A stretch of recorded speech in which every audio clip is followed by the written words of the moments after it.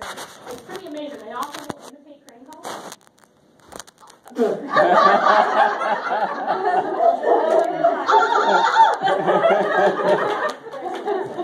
they'll imitate crane calls, but they have them up. You know, if you're an intern, like I was, you have them up underneath your costume and you would play the call from a recorder. But there are people who work just like that. They'll play a lot of calls. But some of the staff. Good show, Lauren. Good show. Yeah. Wow, you sound just like a woman. Right, I know. Some of the staff who've been doing this for years can make that exact call, and they can do it when they're needed to. You know, they'll see other sandhill cranes flying over, and they'll make that call, or they'll see, you know, like a coyote running, and they'll make that call. They have a big open marshy area in Wisconsin. It's a huge area, and that's one of the things we're curious about right now. This is how long they've been doing this. I like it. So what they're doing now is when they're raising these chicks in this costume like this, it's hard to mimic being an actual crane when you're a human. So the biggest issue that we're having right now is predation. That's the #1 killer of the cranes in the wild, behind guns. But predation is a really big issue. So when they take them out to these big open marsh fields in Wisconsin, they have like giant enclosures around them, fences. So now they're starting to bring dogs around, trained dogs, and so they'll bark. What we're finding is before, when they first started this, the cranes would be like, oh, that's a weird thing. I'm just going to walk over to that like barking thing. That's weird. So not good instincts for a crane in the wild.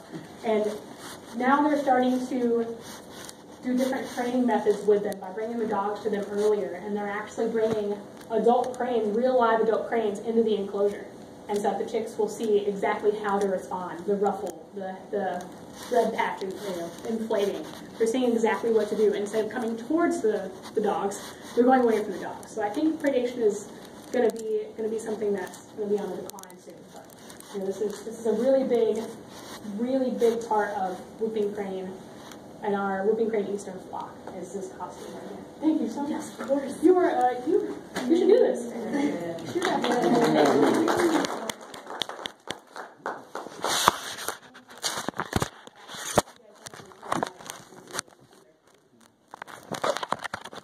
It makes it easier to go to sleep in the morning.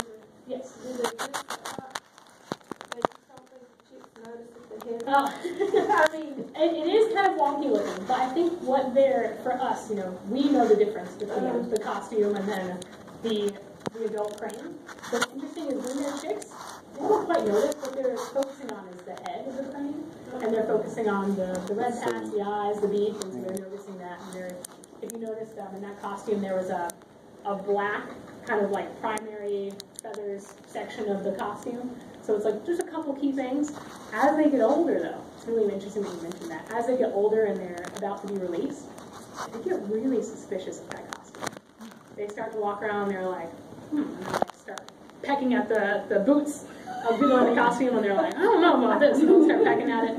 And especially now since we have actual adult cranes that are in the enclosure too, the issue with having adult cranes raise these chicks is, like I said earlier, some of the cranes in the wild and in captivity, they're not used to being parents, so we don't want to risk, you know, having whooping cranes attack the chick, or because they, you know, just suddenly turn on it, or they're like, no, I don't want to take care of you anymore, and they just kind of leave.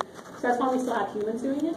But we're starting to get cranes in captivity that are really quite good parents, so they do become suspicious of it.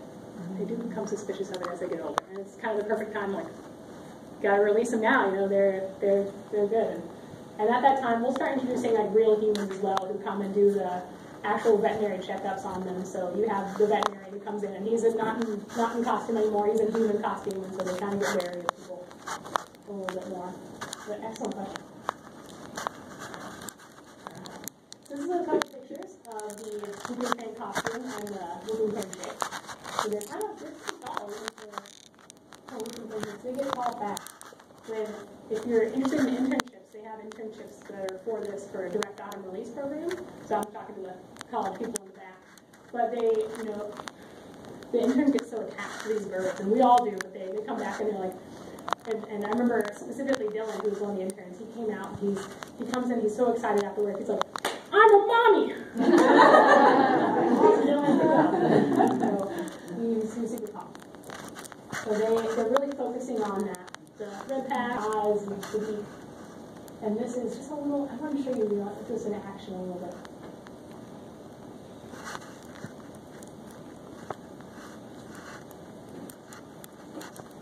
Well, I can imagine. They do this 4 hours, and once in the morning, once in the evening, once in the afternoon, twice a day.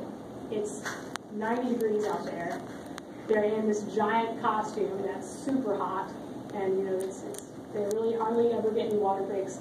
These people are really dedicated to these birds. And we'll be with them for 3-4 months until we're about ready to release them in the lab. Oh, you're making it sound so wonderful now. You know what though? I've got to say, again, they get so attached to these birds. They get so attached to these birds, and they love it. Every time they go in, they're like, man, yeah, come on. Like, man, I get to go to work today. They're super pumped, but for me, I love talking about these birds. I love visiting with people. I don't think I could imagine staying with Listerine Heath for 8 hours a day and hanging out with cranes. It sounds really neat, but I don't know if that's for me. But I admire people who do it. So you see them kind of walking around with the costume, hang out. running with the birds, flapping their wings. And so you have the adult whooping cranes here in the picture as well, and the young cranes that are just now learning how to fly. So it's a really neat process. And this program at the International Crane Foundation is called Direct Autumn Release. And there are two, that's the main program right now, Direct Autumn Release. But in the early 2000s, I don't know if you guys have ever heard of Operation Migration. There was a program called Operation Migration, different from International Crane Foundation, but working together in the Eastern Partnership. Now these guys, same idea, whooping crane costume, get the chicks imprinted on whooping cranes, but instead of releasing them into the wild, which came a couple years later, they would take a ultralight plane and get the person in the costume to fly the plane and teach them how to migrate south. So you can see how they have to extend the arm out, and so the chicks can see, and they get them used to the plane, the sounds of the plane, and they drive the plane as the chicks are learning how to fly. And eventually, one day, when the conditions are perfect, the person in the costume hops in the plane, chicks know how to fly, and they start making their way south. So this program is no longer in effect, but it stopped 2016, I believe, so it is no longer a program that is used. And I'll explain why in a minute, but it's still a really important part of how these birds became the eastern migratory population. So I'm going to show you real quick. This is, you ever gotten a chance to see this?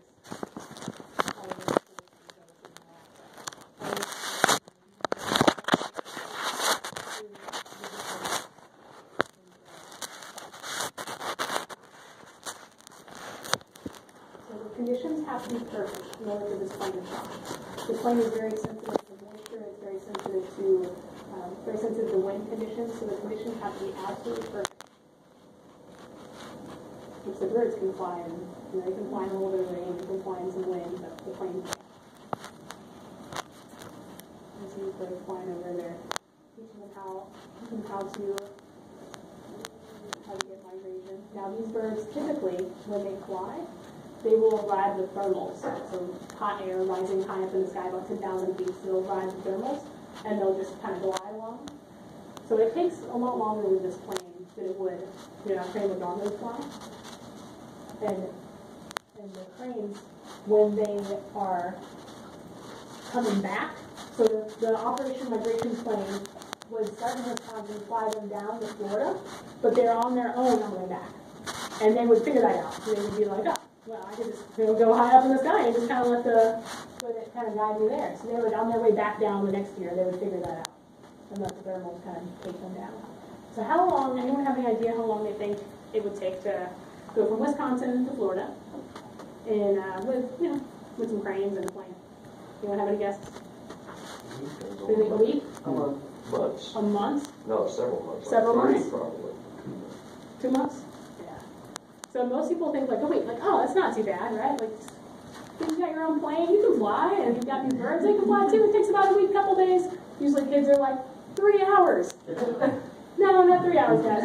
Yeah, it's roughly every couple months, 2 to 3 months. So they started off roughly around October, and then after Christmas. Kind of holiday season, this really into the holidays. Halloween, Thanksgiving, Christmas, New Year's, and on the road with these girls, 15 months long. They would spend so much dedication, they would spend so much time teaching them how to get all the way down here. Plus, don't they have a ground crew? Didn't they have a ground crew that would like follow Yes. them, and so they'd be there to set up and? Yeah, absolutely. So there are multiple pilots, and then they would, if there's one pilot in the actual plane, they would have other pilots on the ground driving trucks with supplies, and they would go to specific sites along the way. So they would teach them to stop at these certain sites, which would be national wildlife refuges, people that we've worked with in the past that are really excited to have these cranes on their private property. So these are very specific spots that are where they're shown how to go, which was another thing too, because they had to land these specific places. So one thing I really wanted to show you is the difference between the adult whooping cranes and the chicks. So they will have, if you ever go to Wheeler National Wildlife Refuge, I hope you do soon, the crane should be coming in, and you might see some chicks some birds that look like they have like brown on their head. They look kind of like a cross between a sandhill and a whooping crane. That's a whooping crane chick. Some of the birds, they might be with their parents, but some of them also might be alone because they're raised in captivity and they're released. So they might be just by themselves or hanging out with other whooping cranes that are just kind of associates. So this is a whooping crane chick, and I just wanted you guys to really notice. They might have all of their white feathers here, but probably not up on their head until the next year. So Direct Autumn Release is a program that was started specifically to raise chicks in captivity, release them in the wild, and have them associate with whooping cranes on the migration route through Operation Migration, or kind of have them associate around sandhill cranes. They know they're whooping cranes, but have them learn the migration route from sandhill cranes. This gets them there faster. You know, whether we use a plane that takes several months, or we just have other cranes teach them how to fly. It's just a lot more efficient to have other cranes teach them how to get down south. And what's been happening is some of the sandhill cranes would stop here in Alabama, and you know the whooping cranes flying over why do all this in Florida when that is perfect resources here? And it's true. They've got their themselves made here. So yes, you might see this year, you might see young whooping crane chicks over the ground, might be a little spotty, and then the adults hanging around the adults. So there should be a few family groups coming in this year. Okay, tracking whooping cranes. I guess go back to the awesome. With the tracking whooping cranes is really neat. These birds have more bling on them than I do, almost at any given time. And they have different bracelets, different tracking devices. There's 3 ways that we keep track of these birds. Number 1 is the number bands.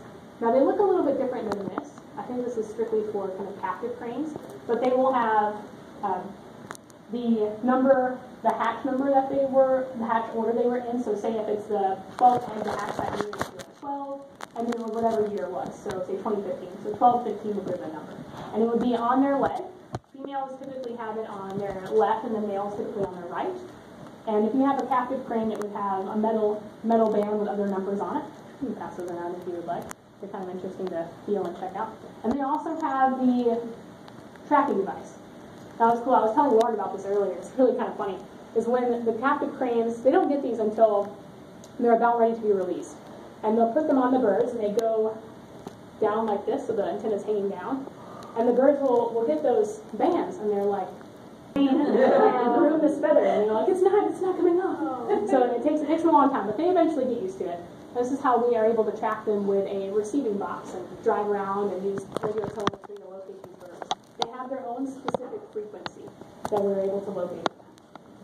And then, oh yes, here. And they also have been starting to use tracking backpacks. So they're trying out different methods. I'm not sure the tracking backpacks are working as well as they were hoping. You know, when I was there 2 years ago, they were still trying to experiment with it, but I'm not sure how well it's turning out. But they're using primarily those telemetry bands, and then you might see a couple birds with tracking, but only very few. And there are several volunteers at Wheeler National Wildlife Refuge who go around and specifically look for certain birds, and they're tracking them. The volunteer who is doing it this year, she's been looking at the list of whooping crane mates, and then also looking at like this year she thinks there's about 40 birds that are supposed This is a map of Wheeler National Wildlife Refuge. You can see all of the dots where the whooping cranes have been spotted in the area. Some are even been spotted off the refuge, which is also a really big, important point that I wanted to make here is we need people in Alabama, we need your help to figure out where some of these birds are going. There might be 10 every year that are coming to Alabama and we're just not sure where they're going. So it's neat to kind of do outreach and presentations, and you have someone in the audience who says, yeah, I have one on my property. Like, wow, that's really cool. We can go over there and check it out and see where they're at. So they primarily come to Wheeler, but they might go off-site too. So the big thing is the primary reason of death with the eastern migratory population is, of course, predation. We were talking about that earlier. But the next is gunshots and impact trauma, so like hitting telephone wires. We do a lot of outreach and education for gun shows around the area and doing presentations to hunters in the area, but most people say it's not the hunters that are doing unfortunate shootings of whooping cranes in the area. It's just people who happen to be in an area with a weapon and they see a weird-looking animal, and that's typically what happens. It's usually not the hunters. The hunters are amazing at helping us get the word out. So I wanted to make that known, but that is one of the main reasons why we're here in Alabama to spread that word. That anyone sees good things, and we can watch them and not harm them. And in order to help protect them from the telephone wires, we're working with different organizations around the nation and around other countries too to help put these up. These are essentially like UV light reflectors, so they go on the telephone. The cranes will see the UV light emanating off of these, and they don't go anywhere near the telephone wires. So they tend to avoid them. They go over or they go under, and it's helped cranes in specifically South Africa. We've really given a lot of push towards blue cranes there because they've been really dying off because of the pop-up of telephone wires. But these are blue cranes. About 70% of the blue crane population is working really well here in North America for these really light projected ads. Is it in the paint that? I think it is in the paint.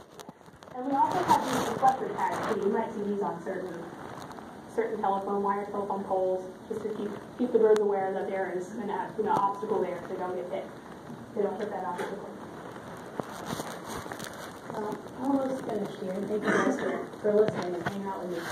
But whooping cranes can be really confused with other birds. So I know we have a lot of birds in this group, but if you're not familiar, here are some of the birds that are really common in this area, and there are a few species specifically that we can really get them confused with.